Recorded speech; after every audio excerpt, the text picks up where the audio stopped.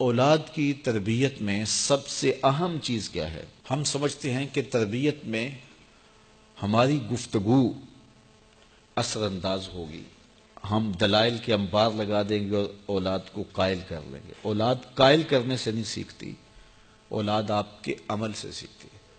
ہم کہتے ہیں اولاد جب بڑی ہوگی، جب سمجھدار ہوگی تو پھر ہم ان کی تربیت کرنے لگیں گے، لیکن اس وقت وہ اس مرحلے سے نکل چکی ہوتی ہے۔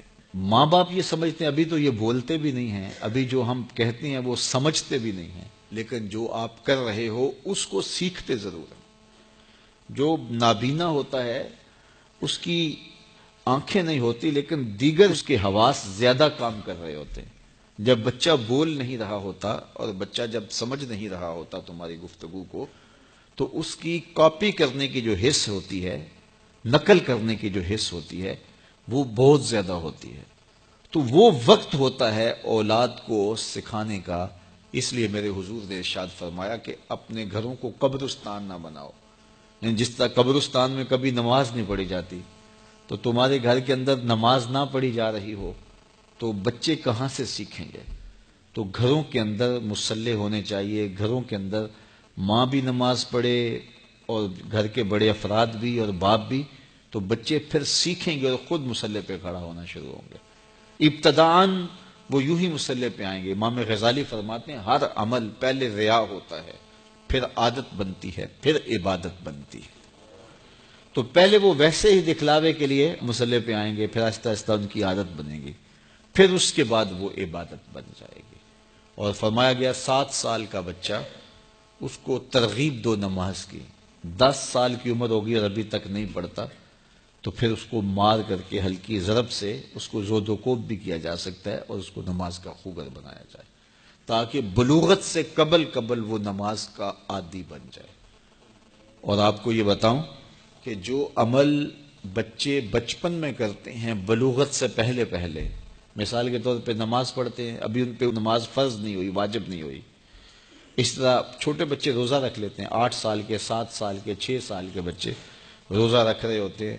پھول جیسے بچے دوپہر کو کملا جاتے ہیں تو مائیں پریشان ہو جاتی ہیں، تو وہ انہیں بعض اوقات خلوت میں لے جا کے کہتی ہیں کہ یہ دودھ پی لو، یہ چیز لے لو، کوئی دیکھ نہیں رہا، تو وہ بچے مانتے نہیں کہ نہیں ہمارا اللہ دیکھ رہا ہے، ہم نے روزہ نبھانا ہے۔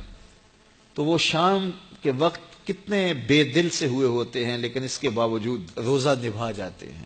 اس طرح عمرہ کرتے ہیں بچے، حج کرتے ہیں بچپن کے اندر، اسی طرح جو ہے وہ نمازیں پڑھتے ہیں اور دیگر نیک عمل کرتے ہیں۔ تو وہ ابھی تو نہ ان کے لیے نماز واجب ہوئی، نہ ان کے لیے روزہ واجب ہوا، تو وہ بچے بلکہ شب بیداریاں کرتے ہیں، راتوں کو جاگتے ہیں بچے۔ یہ حفظ القرآن جو بچے کر رہے ہوتے ہیں، تو یہ اتنی زیادہ محنت کر رہے ہوتے ہیں کہ آدھی رات اٹھ کے تو اپنا سبق یاد کر رہے ہوتے ہیں اور سارا دن قرآن مجید پڑھ رہے ہوتے ہیں۔ اس طرح سے نظامی کے بچے جو ابھی نابالغ ہوں، تو جو بچے ابھی بالغ نہیں ہوتے تو جو عمل کرتے ہیں، وہ نمازیں ہیں، روزے ہیں، حج ہے، عمرہ ہے یا کوئی اور نیک عمل ہے، سارے کا سارا ثواب ماں باپ کے نامہ اعمال میں درج ہوتا ہے۔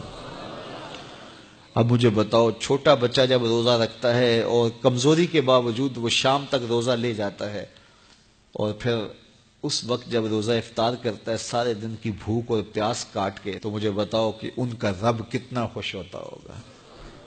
اور چونکہ نہ تو اس کے اندر کوئی تصنع ہے اور نہ کوئی اور بات، ان کا عمل ہی عمل ہے، اس میں خلوص ہی خلوص ہے، تو پھر وہ ماں باپ کے نامہ اعمال کے اندر وہ نیکیاں درج ہوتی ہیں۔ تو اولاد کو بچپن کے اندر آپ جو تربیت دیتے ہیں، تو وہ جو عمل کرتے ہیں، ایک تو ماں باپ کے کھاتے میں اس کا عمل، اور دوسرا بالغ ہونے سے قبل ان کی عادت پختہ ہو گئی، تو والدین کی ذمہ داری ہے کہ ان کو صالح تربیت